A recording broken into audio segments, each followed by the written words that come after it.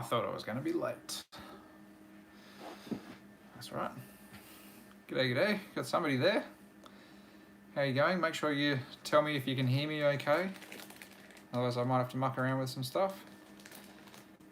We'll see how we're doing. See how we go. I feel low in my chair. Who have we got there?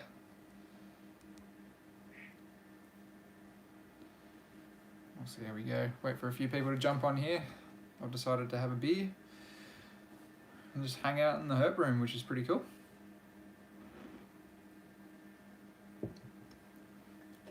Fair bit ahead on that one.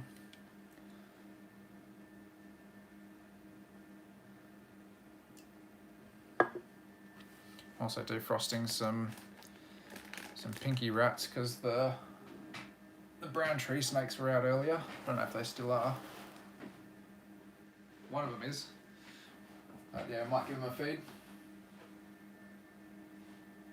One of them's slinking away.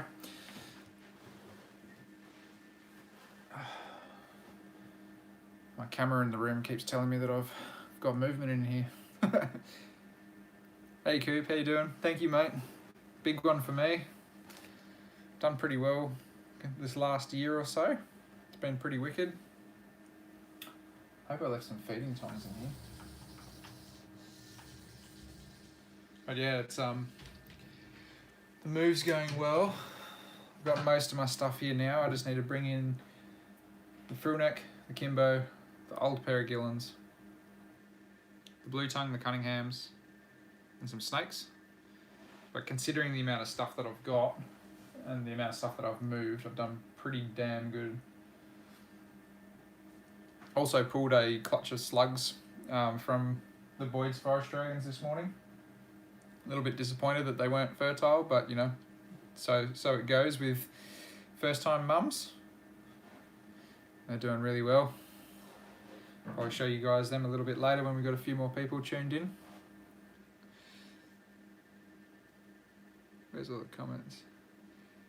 Hey Amy, how you going? Thanks for joining in. Yeah, pretty incredible to get to 3,000. I never thought in my wildest dreams that would actually happen, to be quite frank, because it's I was mucking around with YouTube for ages but didn't actually really take it seriously. I was just doing a whole bunch of DIY videos and tinker jobs and stuff, and I don't know what made me to take it a little bit more seriously. I think Coop's probably the reason for that. He kind of pushed me in the sense of, you know, I don't know, getting my confidence out there a little bit, which was always nice. So yeah, it's going well. There's so many animals in this room. So many animals out actually at the moment. I'll see if I can flip this camera around. Got you guys on the gimbal, so hopefully it's a little bit smoother as well. Oh look, there's me. Got Ciliaris aberrans up the top there. And this wicked little arid enclosure with the common everlasting. That's doing so well at the moment. It's actually spreading out and dropping flowers and starting to seed itself. It's a little bit of dead undergrowth there, but the geckos absolutely love it. And this is the Oedo Fimbria build as well. I'll open that up so you don't actually get the reflection. But yeah, that's I think that's probably my favourite enclosure in here so far. Oh, thanks Jessies. Oh, I might get some animals out, just depends what's going on. But a lot of stuff's kind of asleep now. Usually I've got the lights off in here at this time. How's that northern leafy? It's actually looking really cool at the moment. It's got a whole bunch of darkness to it. Oh, yeah, we got 13 people on. Thanks guys, thanks for joining in. Make sure to say good day so I know who's here. Let me just go back. Coop, the lights are off eBay. So they're these shop lights here. They're 120 centimeters long. And they've got this awesome little switch as well, which means you can change around with the spectrum. So I think that's probably about 3,000, 4,000 Kelvin. Then we got some brighter white lights, and then that's like 6,500 Kelvin I kind of keep the Gillens on a bit of a warmer light, to be honest. Is Loki out? Loki almost took my finger off today, but luckily I just dodged her. As I was just saying earlier, the Boyds actually, they had a clutch of eggs that was unfortunately infertile, which, you know, it happens, especially with new-time mums. But yeah,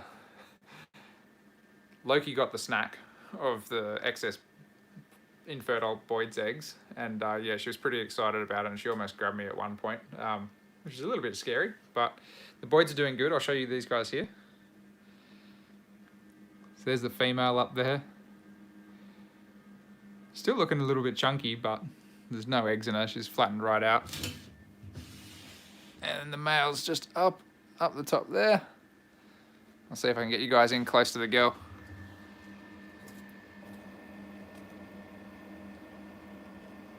She's looking pretty sweet. Let me just sit back for a second and answer some questions that are here. All right. This gimbal makes nice work of this, actually. Makes it easy to just swing around. Have we moved ourselves in? Yes. We're practically in now, bar a few things, but most of the animals are here. We're still in the process of moving, but like we've got a couch and a bed and TV and all that sort of stuff here. Yeah, there is 20 people watching, 21 watching. All right, sorry guys, I'm just gonna scroll back up here. I'm all excited. Hey guys, hey Ant, hey EJ, hey John, hi Jeanette. Yeah, the cornutas are looking sweet, Max. Yeah, Coop, those lights, bloody awesome. Really awesome. Is Loki out? Loki is currently in bed. Yeah, her lights will be off now. We can always go and see if we can wake her up, but chances are she's probably in a little hide box and probably doesn't want to be disturbed, to be quite honest.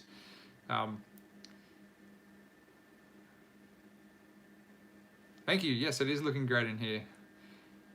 Would I ever do some birds in a bioactive type enclosure like quails, etc.? It'd be cool to be able to try something like that. I just don't think I've got the patience for it, to be honest. I've already got some birds which will be coming up this way. So I've got three budgies and a cockatiel that'll be coming up here. They're messy enough to know. Yeah, I don't think I'd bother with a bioactive style enclosure. But something like a little ground bird like a quail, yeah, maybe you could get away with something like that. And as long as it was a big enough run, you'd probably be all right. Have I moved any snakes in yet? Yeah, I've got a few snakes here. I've got my 2 brown tree snakes, they're in this room.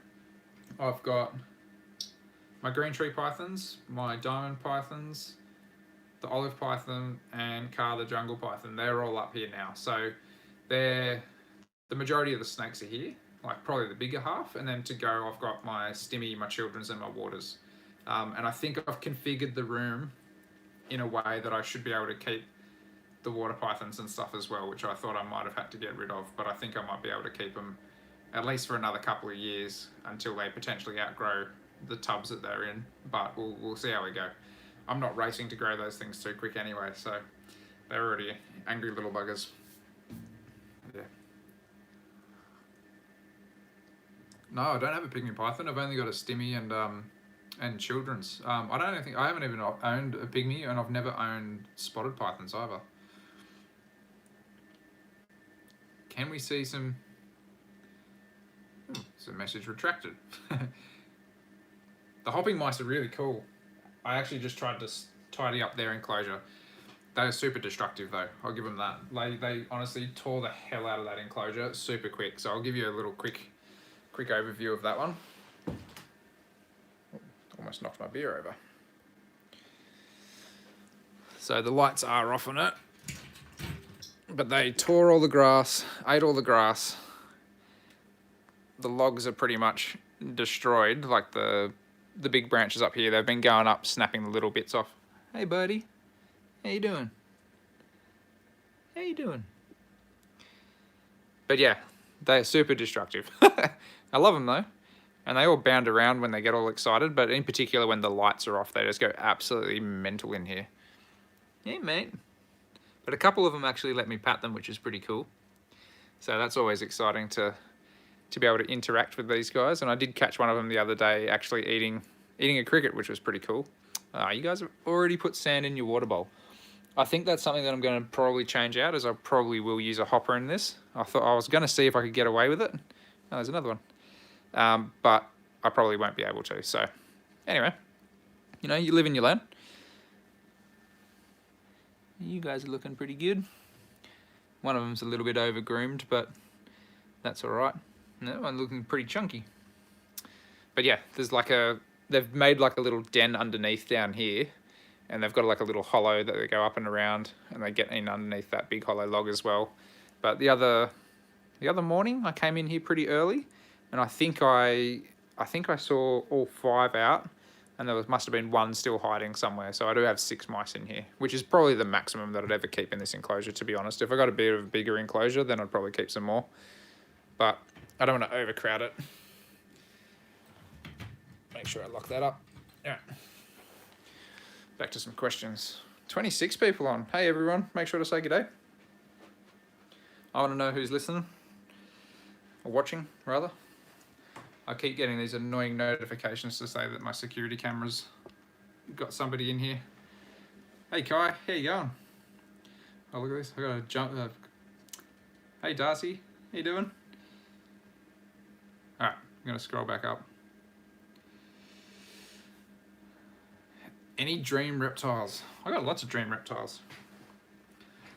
Lately, I've been thinking big snakes. Like, I'd love to get a scrubby or an Oampelli. I'd probably prefer an Oampelli than a scrub. But I'll practice around with my olive first. You know, he keeps me excited enough. Hey Daniel, how you going? Let me just keep going back up to these questions. What other reptiles would I like? I'd really love a Mertens water monitor. I reckon that would be really cool. I should hopefully be getting some dream reptiles this season, all going to plan. Maybe I'll leave that for a surprise. Tell you what, I've already talked about it. Go and listen to the Australian Herpetoculture podcast, and you'll find out what my dream reptiles are. John's got a question. Had a question. Just bought a breeding trio of golden tail geckos, and they have produced a clutch of eggs. What's the recommended temperature for them? Just wanted your advice. I usually incubate most gecko eggs at about 29 degrees. Warmer species like golden tails and that, 29 seems to be a bit of a magic number. You can go up to about 30, but I probably wouldn't go too much further than that. Yeah, that's about it for Strophs, really. That's about it for Strophs.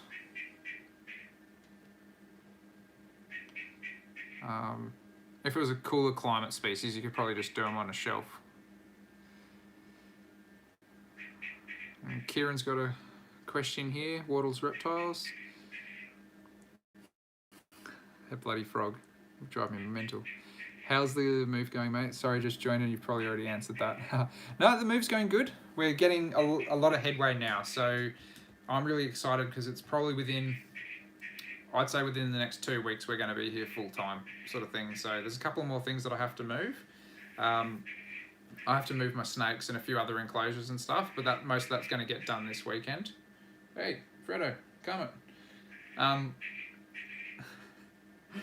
Get frogs, I said.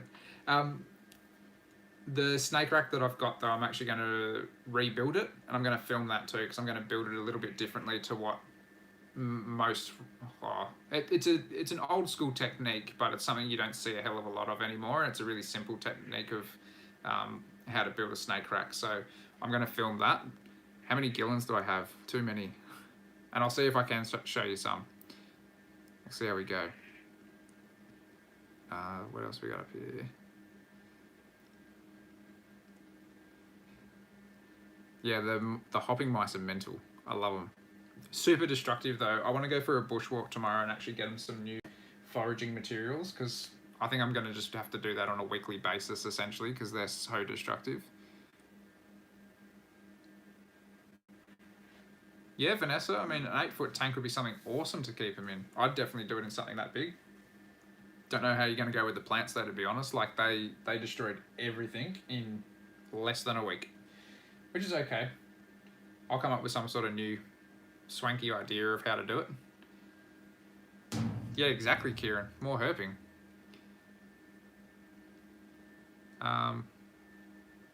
What do we got here? Hey everyone, thanks for joining in. Got quite a few of you on here now, which is really cool. I think 28 and 1 hits like the most I've ever had in a sesh, so that's awesome. Really appreciate it, and make sure you say good day. Yeah, I'm still located in Sydney. Just I think I'm west of where I'm kind of further up in mountain country. If it was legal in New South Wales, would you keep white-lipped pythons? Yeah, look, I probably would. They're pretty awesome snakes. I think, you know, if they were and they were a bit more common, like I'm not going to pay $5,000 for a snake. That's just not me.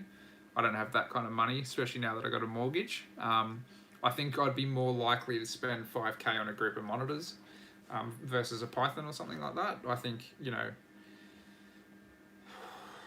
the only snake that I might pay that sort of money for would be maybe, yeah, like an Owen Pelly or something. But even still, that's not going to be for a long time. So we'll see how we go. What else have we got here? Oh, Harley Wiles just said congrats on 3K, mate, and also on your new hopping mice. Very cool. Thank you, Harley. Yeah, they're awesome little guys. I can like they're just out all the time. You're guaranteed to see one or two at any time of day. When I've noticed if it's a bit warmer, then they come bounding out and they kind of really get all over the shop. Let me just try to fix this little toggle up. What's the best gecko for a beginner? Look, I'm going to say the standard sort of stuff. So probably things like your knobtail geckos or, you know, your, what do they call them? Banded knobtails or wheelerai, Nephrus wheelerai, can't even say it. They're really good. Any of those kind of ground dwelling geckos, they tend to be really good, especially on the larger side. They're less likely to drop tails. They're usually pretty robust, pretty decent sized gecko, very personable,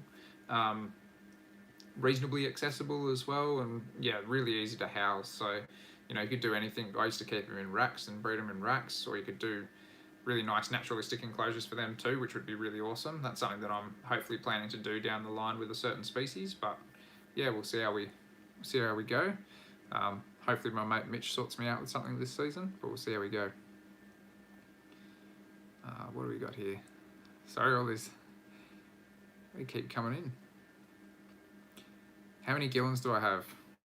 Not enough is the answer. No, I think I'm down to 13. 13? I think 13. A very lucky friend of mine managed to squeeze one out of me just because they've been bugging me for years. So he's very luckily got a little baby gillon eye off me this year, and that's under the strict proviso that if he ever gets rid of it, it comes back. So I know that you know, that'll always come back to me.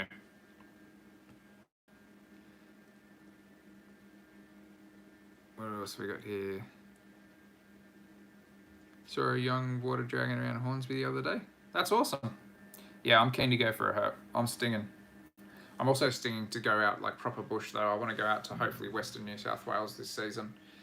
Maybe go and see a few things. I might jump in with a herp group if another friend doesn't want to do it, just to see what they want to do. Otherwise, we were kind of hoping to potentially, if I could get it past the wife, to be able to leave her with all these animals, potentially have gone to Cape York, but I don't think we're going to be allowed to do that, unfortunately. What do we got here? How's my thoughts on a DIY incubator? I've made plenty of incubators and they've worked just fine. Just use good gear on that incubator. So I always went and got a second-hand wine cooler or a wine fridge or something like that, something you could see in. Usually if you got one on Gumtree, you might be able to pick it up for like $50 or something like that. Then I'd use a good quality heat cord wrapped around the entire inside of the incubator. A good thermostat, probably a pulse proportional or a dimming thermostat's probably the best one to actually use for something like that. And a fan. Make sure you got a fan in there just to circulate the hot air around so you don't get any sort of like dead spots essentially. But yeah, I used to make them heaps, but now I managed to score a purpose-made reptile incubator. I think the brand's Kamani. They used to be like $1,200, and a friend was getting out of the hobby, and I think I paid $200 for that off him. So I managed to score pretty good. Actually, I've got to check my children's python eggs. I lost a couple. There must have been a couple of infertile ones there, but the other ones look pretty good. What else have we got here?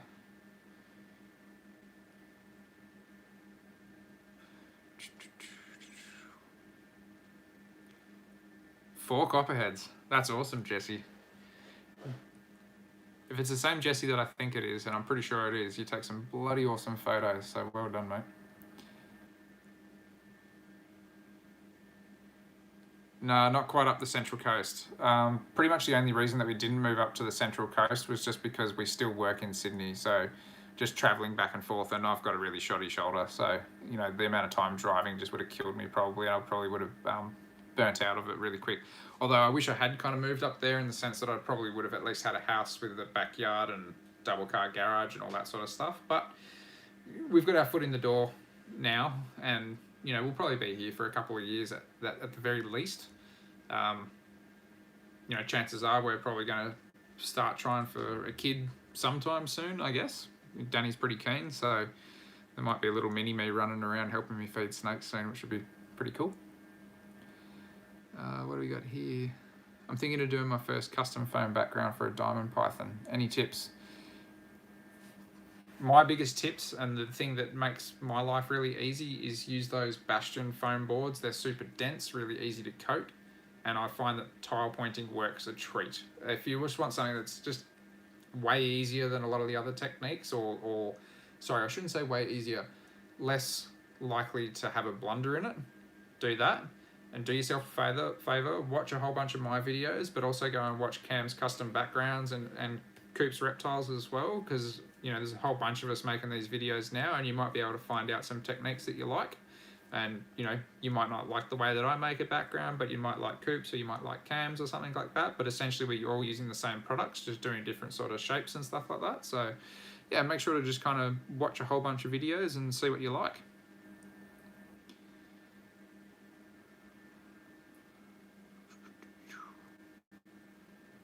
Sorry guys, I'm just scrolling back. I can't keep up with the comments. It's actually really good. I'm really enjoying this. What have we got? 30 people on now.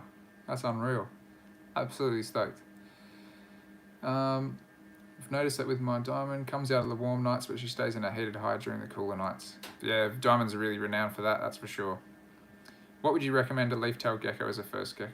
Oh, well, would I recommend a leaf-tailed gecko as a first pet gecko? Yeah, I would. They're honestly really easy to keep. Just try to keep them a bit on the cooler side. You don't need to heat them, which is always nice. Very cryptic animals though. You probably see them a little bit less than some of the other species that you could get out there.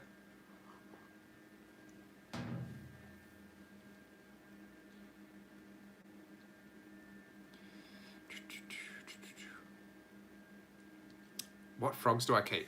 I only keep one species of frogs now, so I keep Latoria philocroa, so the green stream frogs. That's what you might have heard calling before if you were in the live chat at that particular time. EJ says, Rasmus has been smashing his scrambled egg tonight. That's awesome, EJ. Really glad to hear. Hey, Simon's here. Hey mate, let me know when you want to herp the local areas. Starting to find a few decent spots close to home. Simon's not too far from me. Mate, I'm keen.